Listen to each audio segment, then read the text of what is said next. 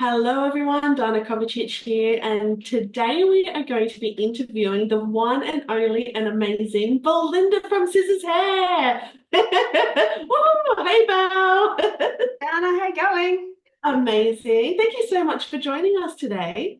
Great to be here.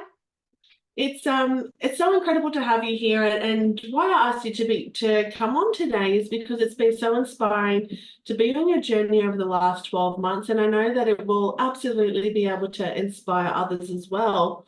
So I'd love for you if you could do a little introduction and share perhaps you're a beautiful salon owner with a successful team. Share with everybody, where were you before we met? Like where were you before we started working together? Like, I know that you had a good business, but I'd love for you to explain where were you and what made you decide to get some coaching? So I have just had my 25th anniversary of owning the business, and I've always done education. Um, but I had to have some surgery on both of my hands. So, well, one hand in particular. And I knew that if I didn't have something to focus on while I was off, that I'd lose my momentum. I engage with you, Dana, in order to keep me just to be able to look at the business from a different angle. The figures had always been good. It's provided me a great lifestyle. I've worked with some amazing people. But I was kind of a bit burnt out too, I guess, is what led my hands to be so ruined. Um, so by being able to have a look at the business from a different angle, I think was and to be able to learn how to manage it from and not being in it. So the first surgery was a success and the girls did amazing. And then it was so good that I wanted to have the other one done ASAP because to be able to live without pain. So that was really good. And then continually worked alongside of you and working with goal setting and because I was never a goal setter. I was just, okay, this is what I'm going to do and I'll go for it. So being able to set tangible goals, get back into the business. And one of the goals was only to work 4 days a week, not five, which I have achieved. But then being able to have that objective solution, instead of me just being so focused on, oh my God, what am I going to do now? To be able to have that sounding board. I think that's been the most incredible, because let's face it, when you're self-employed, you're it. The buck stops with you. Yes, and it can be a lonely place, can't it? Like as a business owner, even if like when we have a family and a husband and other people around us, it can be lonely because no one else really understands our journey in a non-biased way. And I'd love to know from you, Belinda, like how many months did you have off with your hand surgeries? 6 months in total. So the first one was 3 months, the second one was 3 months. So yeah, 6 months. And I think I was only back at work for a month and then went on a holiday that I felt extremely guilty about because I'd only just been back, but it was all set in stone. It was just once I'd made that commitment, that was it. That's what was going to happen. And were you able to enjoy yourself while you were over there? 100%. So Yeah. isn't that incredible to have that original guilt from having that more time off? So that's what, nearly 7 months in the last year that you've had off. Yeah. And I'd love for you, is it okay if we talk a little bit numbers here? Sure. Yeah. So while you were working full time, your business was doing roughly about 60K. Yeah. And then we started working together and putting some goals in place, putting some different strategies in place. What was your team making while you had time off? Yeah, that and more. So my goal was, for them to be sitting at 60,000, with a break even of 11,000 a week. And Yes. I superseded that month on month. Did you get up to like 65, 66? Yeah, and then up to 70, and then Christmas, like our December, far, it blew my mind. Absolutely blew my mind. Can So we share that number with everybody? yeah, Because this is incredible. The same team that was making $60,000 a month, share with us what your December was. yeah, it was 94. Whoa! Like, even I was like, so we had a target of 90, and I Yes, think we traded between Christmas and New Year. So, then it was like, right, let's go for 95, and we hit 94. $94,000 with the same team. Like, how incredible is that? And that is from you still having that time off and more focused on working on the business, working on the goals, and working on your team goals as well. Yeah, which that's where we're at now is, the conversation that we had about the team, if I had have learnt what I've learnt with you in the last 12 months, if I had have learnt that 20 years ago,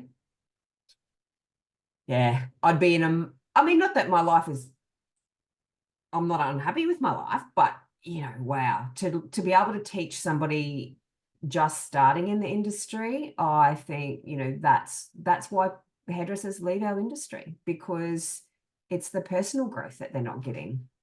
They might be able to cut and color fabulously, but it's the personal growth that they need. Absolutely. And I love what you were saying before, which blends into now, is that, goal setting. Like, you are such a dynamo. Like, you are a dynamo personality type. So you get things done, you take action. And sometimes it's like when you're a dynamo, you look behind you and like, where's everyone? They're not catching up with me.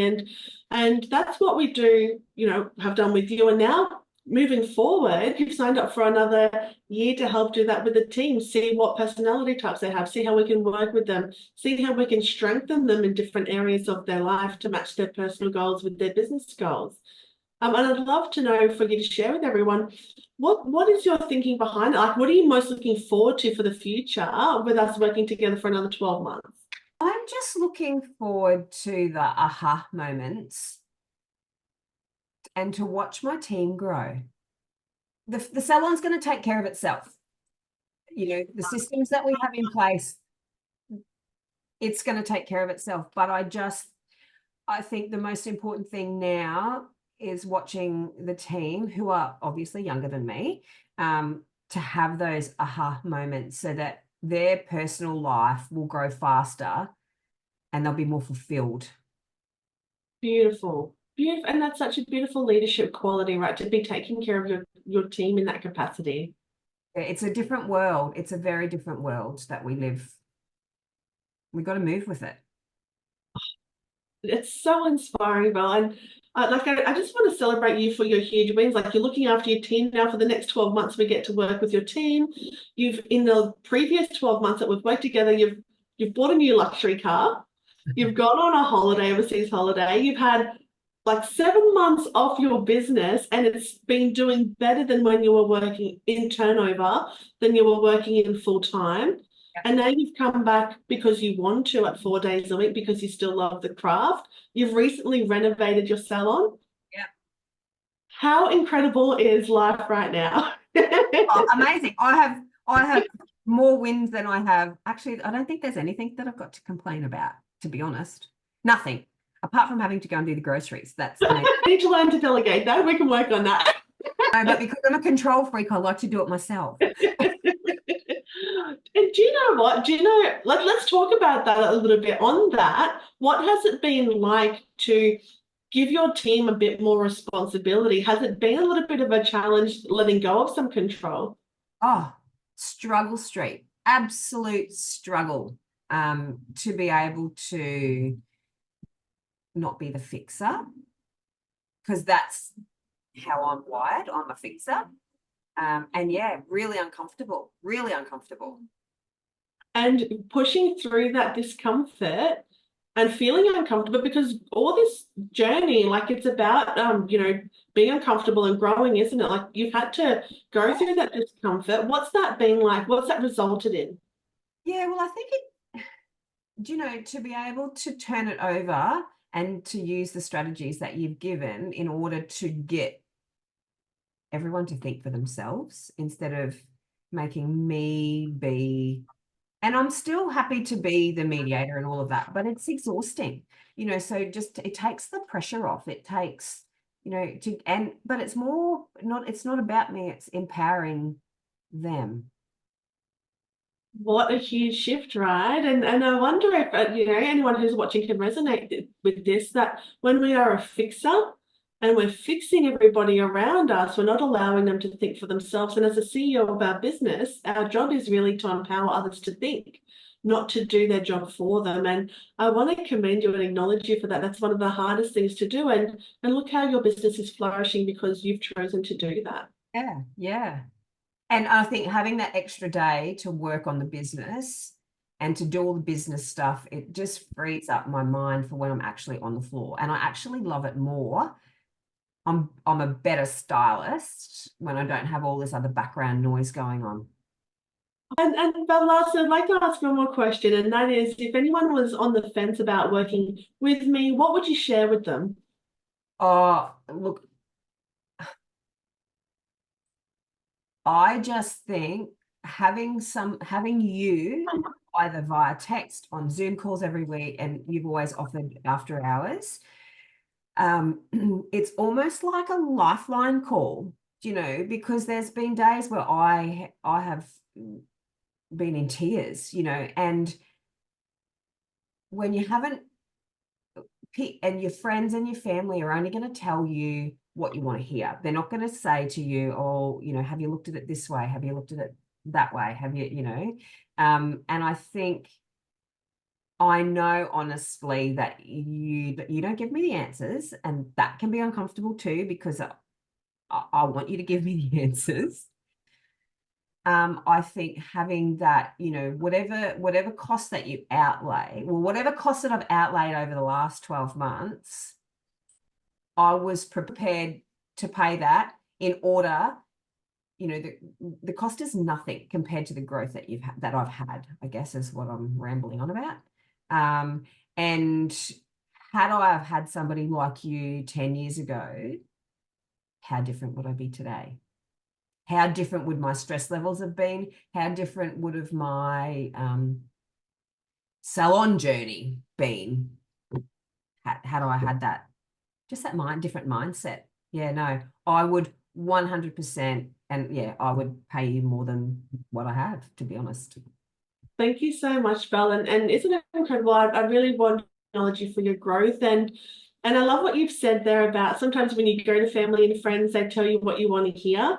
To comfort you, like that's their way of comforting, which is lovely. It just doesn't get us out of that mind frame sometimes. And as a coach, I can give you the answers if I wanted to. However, I know that in that time, it's not going to be serving because I'm not a fixer. I'm here to empower, just like you as the leader are for your team. And I want to thank you so much for your time today for this beautiful interview. And I love, love, love what you've done with the business in 12 months and cannot wait to see what the next 12 months brings.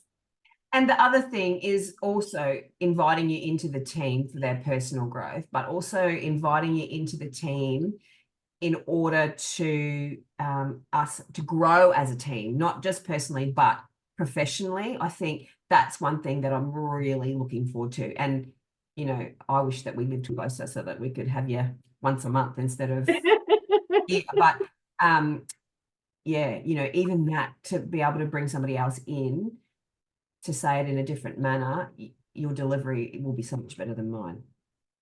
Oh, just different, right? Sometimes we can't be the pharaoh in our own land. And it's great to have that third party, third person to do that. So I'm looking forward to doing another interview with you next year, seeing all the success that you've had and the team have had. So I want to thank you so much once again. Thanks, Dana.